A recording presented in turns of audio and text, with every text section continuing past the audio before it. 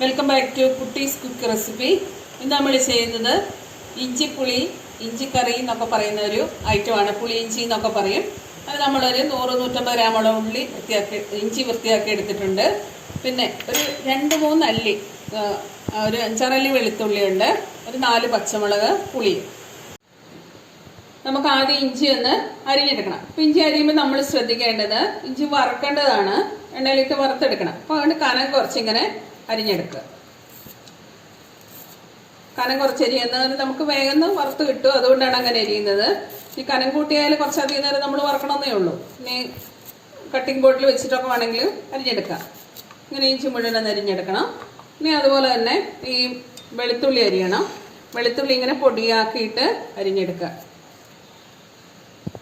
ഇങ്ങനെ ചെറിയ പീസാക്കിയിട്ട് വെളുത്തുള്ളിനെ അരിഞ്ഞെടുക്കുക, മുഴുവൻ അരിഞ്ഞെടുക്കുക. അതുപോലെ തന്നെ പച്ചമുളക് അതുപോലെ തന്നെ ചെറിയ പീസാക്കിയിട്ട് കടിക്കരുത്, അത് വെന്തതിനോട് ചേരണം. അപ്പം ഇങ്ങനെ പച്ചമുളകും പൊടിയായിട്ട് നമുക്കൊന്ന് അരിഞ്ഞെടുക്കാം. പിന്നെ ഇഞ്ചിക്കറിക്ക് അത്യാവശ്യമായിട്ട് വേണ്ടത് പുളിയാണ്, വാളംപുളിയാണ്.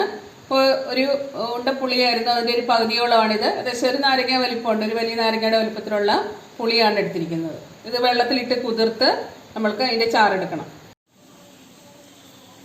ഇഞ്ചി മുഴുവൻ ഞാനിങ്ങനെ നല്ല കനം കുറച്ച് അരിഞ്ഞെടുത്തിട്ടുണ്ട്. ചെറുതായിട്ട് മുളക് അരിഞ്ഞെടുത്തു, വെളുത്തുള്ളി അരിഞ്ഞെടുത്തു. ഇനി നമുക്ക് ആദ്യം ഇഞ്ചിനെ ഒന്ന് വറുത്തെടുക്കണം. ചട്ടി അടുപ്പ് വെച്ച് ചൂടായി വരുമ്പോൾ കുറച്ച് എണ്ണ ഒഴിക്കുക. ഞാൻ വെളിച്ചെണ്ണയാണ് ഉപയോഗിക്കുന്നത്. കുറച്ച് എണ്ണ ഒഴിച്ചിട്ടുണ്ട്. ഇനി അതിലേക്ക് നമ്മൾക്ക് ഇഞ്ചിനെ ഇട്ട് കൊടുത്തിട്ട് വറുത്തെടുക്കാം.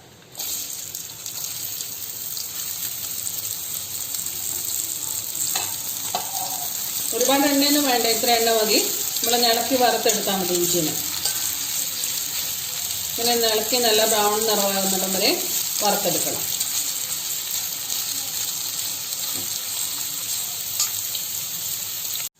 ഏകദേശം നമ്മുടെ ഇഞ്ചി ഇങ്ങനെ വറുത്ത് ആയി വരുന്നുണ്ട്. ഈ ഒരു ബ്രൗൺ നിറമാകുമ്പോൾ അപ്പോൾ അതിൻ്റെ വെള്ളമൊക്കെ വറ്റി നല്ല ബ്രൗൺ കളറിലായിട്ട് വന്ന് നമുക്കിതിനെ പൊടിച്ചെടുക്കണം മിക്സിയിലിട്ട്. ഇതാണ് ഇങ്ങനെയുള്ളൊരു പാകമാണ് ഏകദേശം ഇതിൻ്റെ പാകം. നമുക്കിതിനെ സൈഡിലേക്ക് വാങ്ങി വെക്കാം.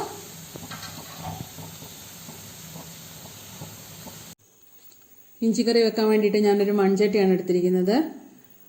പുളിയുള്ള കറിയൊക്കെ വെക്കുമ്പോൾ നമ്മൾ മൺചട്ടി ഉപയോഗിക്കുന്നതാണ് നല്ലത്. അപ്പം അതിലേക്ക് നമ്മൾക്ക് പുളി പിഴിഞ്ഞൊഴിക്കാം. ഞാൻ നേരത്തെ കുറച്ച് പുളി ഇങ്ങനെ കുതിർത്ത് വെച്ചിട്ടുണ്ടായിരുന്നു, അപ്പം അതിങ്ങനെ പിഴിഞ്ഞൊഴിക്കാം. അപ്പോൾ 1-2 പ്രാവശ്യം നമ്മൾക്ക് ഇങ്ങനെ പിഴിഞ്ഞ് വെള്ളത്തിനനുസരിച്ച് എടുക്കാം.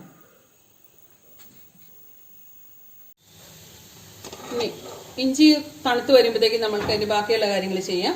അപ്പോൾ ആ പുളി പിഴിഞ്ഞ് 2-3 പ്രാവശ്യം പിഴിഞ്ഞെടുത്തിട്ട് ഏകദേശം ഒരു ഇത്രയും വെള്ളം ആക്കിയിട്ട് വെച്ചിട്ടുണ്ട്. ഇനി ഇതിലേക്ക് നമ്മൾക്ക് കുറച്ച് കാര്യങ്ങളും കൂടെ ചേർത്ത് കൊടുക്കണം.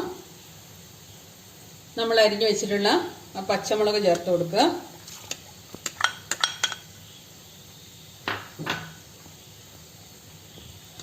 വെളുത്തുള്ളി പൊടിയായിട്ട് അരിഞ്ഞു വെച്ചത്, പിന്നെ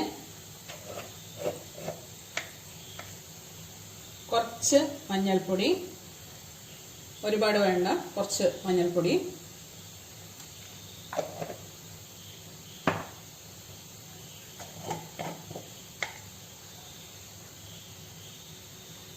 പിന്നെ ഒരു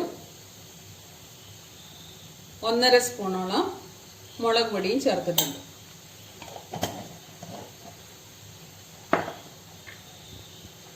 ഇതൊന്ന് നന്നായിട്ട് തിളച്ച് ഒന്ന് കുറുകി വരട്ടെ. നമ്മുടെ ചാറിൻ്റെ പാകത്തിനനുസരിച്ച് നമ്മൾക്കിതിനെ കുറുകിയെടുക്കാം.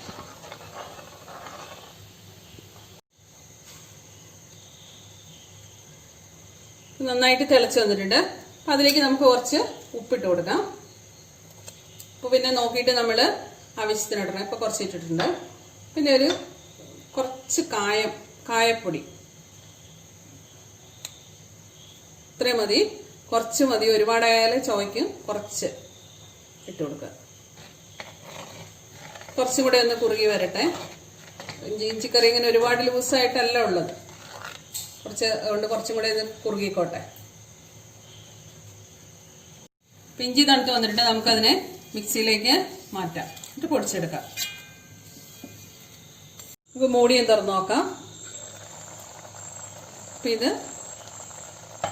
വെള്ളം ഒന്ന് കുറുകി നല്ല കൊഴുത്ത് വന്നിട്ടുണ്ട്. അപ്പോൾ ഇതിലേക്ക് നമ്മൾ നേരത്തെ തയ്യാറാക്കി ആ ഇഞ്ചി അരച്ചെടുത്തു മിക്സിയിൽ ഇട്ടിട്ട് ഇതുപോലെ ഇങ്ങനെ നല്ല ഫൈനായിട്ട് അരച്ചെടുത്തിട്ടുണ്ട്. അതിനെ നമുക്കങ്ങ് ചേർത്ത് കൊടുക്കാം. എല്ലാം ഇഞ്ചി പൊടിച്ചതാണ്. നമ്മൾ അത്രയും ഇഞ്ചി അരിഞ്ഞിട്ട് പൊടിച്ച് കഴിഞ്ഞപ്പോൾ വളരെ കുറച്ചേ ഉള്ളൂ. അത് ഫുള്ളിങ്ങനെ തൂത്ത് ഇട്ട് കൊടുത്തിട്ടുണ്ട്.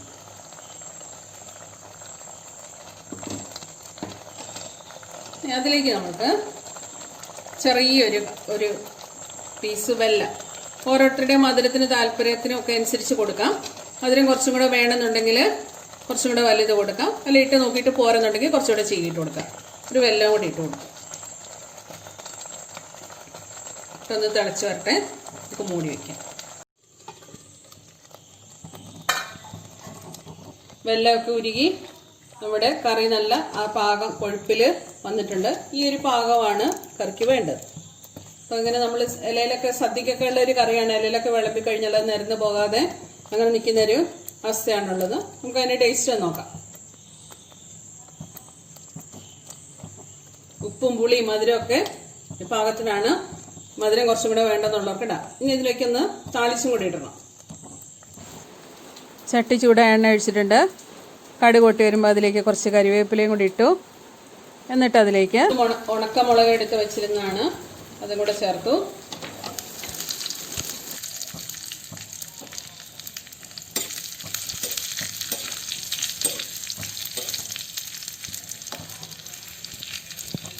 ഇനി അതിലേക്ക് നമുക്ക് കുറച്ച് ഉലുവാപ്പൊടിയും കൂടി ഇടണം. വളരെ കുറച്ചാണ്, കുറച്ച് ഉലുവാപ്പൊടിയും കൂടെ ചേർത്ത് കൊടുക്കുക.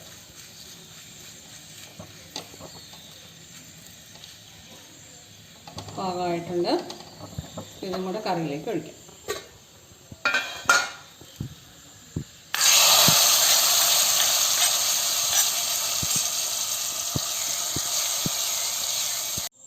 നല്ല രുചികരമായിട്ടുള്ള ഒരു കറിയാണ്.